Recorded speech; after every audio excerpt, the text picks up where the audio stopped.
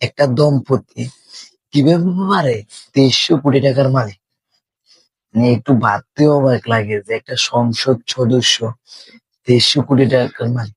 আপনি কয় টাকার মালিক? আমি কয় টাকার মালিক? মানে সামান্য একটা সংসদ সদস্য যদি 2300 কোটি টাকার মালিক হয়, তাহলে এরও ফরস্তরা যেগুলো আছে ওগুলো কতশো কোটি টাকার মালিক। মানে তার ব্যাংক অ্যাকাউন্টে টাকা আর টাকা, তার জায়গা জমি, শ্বশুর বাড়ি, নানার বাড়ি, খালার বাড়ি, দাদার বাড়ি, স্বামীর বাড়ি, মানে সব টাকার বস্তা। মানে তার জায়গা জমির অভাব নেই। একটা মানুষ কিভাবে পারে 2300 কোটি টাকার মালিক? মনা এক আবাদ দিলে সুদানি ফুয়া 700 কোটি টাকার মালিক হয়েছে। একটা সংসদ সদস্য 2300 কোটি টাকার মালিক।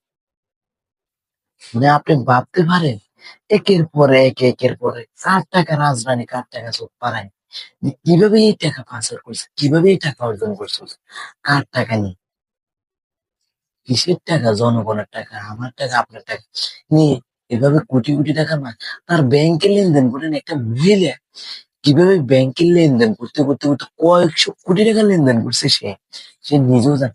তার জায়গা জমি বাড়ি গাড়ি মানে শেষ নাই। আর আপনি আমি ব্যাচেলার জীবন কাটতে কাটতে জীবনটা তেজপাতা হয়ে যেতেছে। মানে উম সকালে যায় রাত্রে আসে, জীবনটা তেজপাতা করে ফেলতেছে। আর এই সুদানের ওরা কোটি কোটি টাকার মালিক, শুধু কলম গায়ে এমনি করে ঘুরে দিয়ে কোটি টাকার মালিক। আর যারা দীর্ঘ 38 থেকে 40 40 বছর পর্যন্ত পড়ালেখা করে গ্রাজুয়েট কমপ্লিট করে ভালো কোনো চাকরি পাইতেছেন, আর এই সুদানির পড়া মানে বসে বসে বসে বসে পায়ের উপর পা তুলে কোটি কোটি টাকার মালিক দেশ থেকে পাচার করে দিয়েছে। দেশের টাকা কার টাকা? তোর বাপের টাকা, তোর মায়ের টাকা, না ভিডিও কল 1000, অডিও কল 500 টাকা, যেভাবে পাচার করতেছস। তোরে কেউ টাকা দিছে? তুই রুজি করছস? চোরের ঘরে চোর এভাবে দেখা দিতে হবে, চোর তুই চুরি করছস, তুই তোর টাকা না, তুই এটা জনগণের টাকা মারি খেতেছস। এইভাবে চোরের দেখাই দিতে হবে যে চোর তুই চুরি করছস, তুই জনগণের টাকা মারি খেতেছস। একটা ব্যাচেলার পোলার দিকে দেখা, একটা ব্যাচেলারের দিকে তাকা, যে জীবনটা তেজপাতা হয়ে যেতেছে শুধু টাকা পেছনে ছুটতে ছুটতে। আর প্রবাসী বাড়ির দিকে টাকা, বছরকে বছর, 5 বছর 10 বছর কাইটেও তারা 2300 কোটি টাকার মালিক হইতে পারে না। আর এই সোনানি পড়া যে 2 বছর 5 বছর 10 বছর থেকে শত শত কোটি টাকার মালিক, হাজার হাজার কোটি টাকার মালিক। এই সোদানি পড়ার দেশটারে ধ্বংস করে দিছে।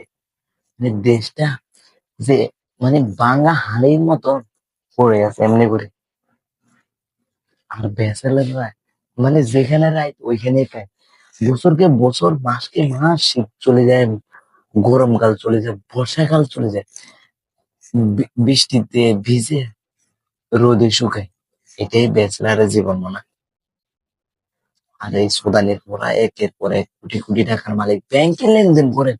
এটি একজন মহিলা, এটি ব্যাংকে এত কোটি টাকার মালিক কিভাবে, এতশো কোটি টাকা কিভাবে লেনদেন করে, এত জায়গা জমি কিভাবে লেনদেন? এটি জামাইয়া না লেনদেন করা দরকার, যে একটা পুরুষ আছে সে লেনদেন।